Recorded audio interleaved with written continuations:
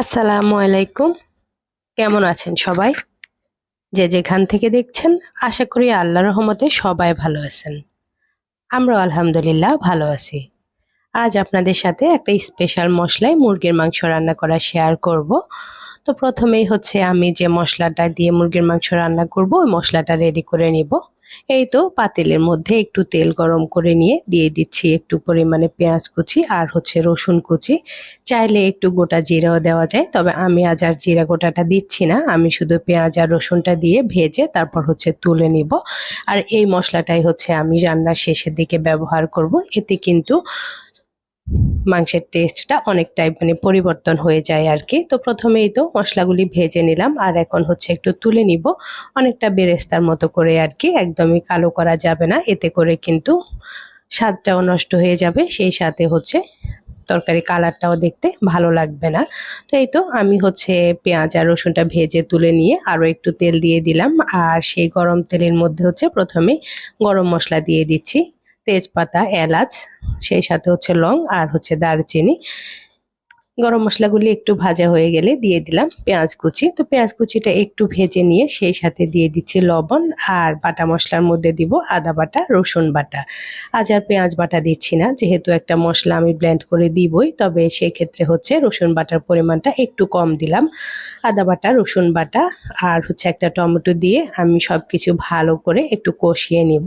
একটু ঢাকনা দিয়ে ঢেকে দিব। টমেটোটা এতে করে হচ্ছে খুব তাড়াতাড়ি করে নরম হয়ে একদম মশলার সাথে গলে মিশে যাবে। এই তো ২-৩ মিনিট ঢেকে দেওয়ার পরই হচ্ছে মশলাগুলি সব সুন্দর করে ভাজা ভাজা হয়ে গেছে। দেখতে পাচ্ছেন টমেটোটাও খুব সুন্দর করে গলে গেছে। তো আমি হচ্ছে সব কিছু নেড়ে চেড়ে একটু মিক্স করে নিয়ে এরপর হচ্ছে আস্তে আস্তে গুঁড়ো মশলাগুলি অ্যাড করব। গুঁড়ো মশলার মধ্যে দিচ্ছি হলুদের গুঁড়া, মরিচের গুঁড়া, সেই সাথে হচ্ছে ধনে জিরার গুঁড়া।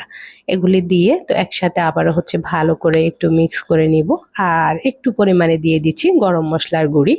এই গরম মশলার গুঁড়িটা হচ্ছে রাঁধুনি গরম মশলার গুঁড়ি। আমি যে মশলাটা ঘরে করি, তো আমার মশলাগুলি হচ্ছে শেষ হয়ে গেছে। এখন হচ্ছে আমি রাঁধুনির এই প্যাকেটের গরম মশলার গুঁড়ি থেকে একটু হচ্ছে ব্যবহার করে নিচ্ছি। তো সব কিছু মিক্স করে দিয়ে ভালো করে আবারও একটু ঢেকে ভেজে নিচ্ছি মশলাগুলি সব। এই তো আমার হচ্ছে মশলাগুলি খুব সুন্দর করে কষানো হয়ে গেছে। এই পর্যায়ে আমি দিয়ে দিব মুরগির মাংসগুলা। এটা হচ্ছে আগে থেকে ধুয়ে কেটে নিলাম, আর আমি আজকে একদমই রেগুলার সাইজ করে কেটে নিছি, যেহেতু একটু আলু দিয়ে ঝোল ঝোল করে রান্না করব। তো এখন হচ্ছে মুরগির মাংসগুলা সবকিছু মশলার সাথে ভালো করে একটু নেড়ে চেড়ে ঢেকে কষিয়ে নিব আর কি। আর চুলার আঁচটা এ পর্যায়ে মিডিয়ামের থেকে একটু কমে দিলাম, এতে করে হচ্ছে মুরগির ভেতর থেকে বেশ কিছু পানি উঠে আসবে। এই পানিগুলি দিয়েই হচ্ছে মুরগির মাংসটা সুন্দর করে কষানো হয়ে যাবে। খুব বেশি আঁচে দিলে মশলাগুলিও পুড়ে যাবে, আবার দেখা যাবে খুব সুন্দর করে কষানোটাও হবে না। তো যার জন্য হচ্ছে চুলার আঁচটা মিডিয়াম বা মিডিয়ামের থেকে একটু কম করে নেবেন। এই তো এর মধ্যে হচ্ছে দেখতে পেলেন আমি একটু করে নেড়ে চেড়ে দিলাম। তো আমার মোটামুটি মাংসটা কষানো হয়ে গেছে। এখনো কিন্তু কিছুটা পানি আছে, একদমই শুকায় নাই। তো ও পর্যায়ে হচ্ছে আমি আলুগুলো দিয়ে দিলাম, যেহেতু আলু দিয়েই রান্না করব।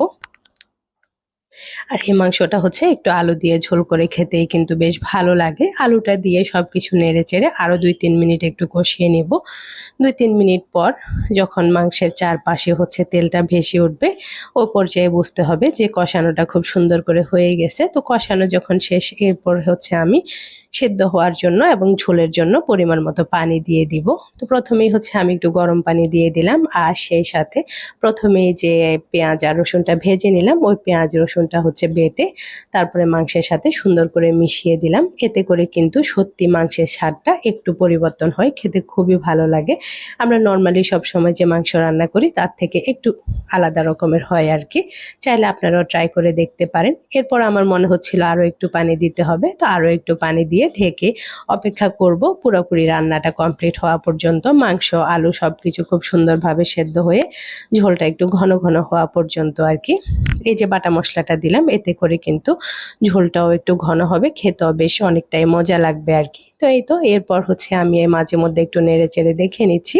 আর এই পর্যায়ে হচ্ছে আমার রান্নাটা পুরোপুরি কমপ্লিট হয়ে গেছে। আর এই তো দেখতে পাচ্ছেন রান্না শেষে হচ্ছে মাংসের কালারটা খুবই সুন্দর লাগতেছিল। মোবাইলের থেকে কিন্তু সামনাসামনি আরও বেশি সুন্দর লাগছিল।